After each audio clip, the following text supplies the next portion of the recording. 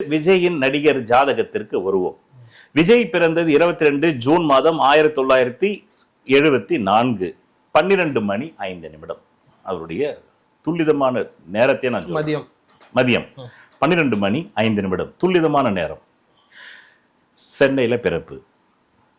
அன்றைய தினம் சென்னையில் நடிகர் விஜய் மட்டுமா பிறந்திருப்பார்? லட்சக்கணக்கான பேர் பிறந்திருப்பாங்க. லட்சக்கணக்கு பிறந்திருக்க மாட்டாங்க. குறைந்தபட்சம் சென்னையில வந்து ஒரு 100 பேர் பிறந்திருப்பாங்க. ஆமா, சென்னையில மட்டும்.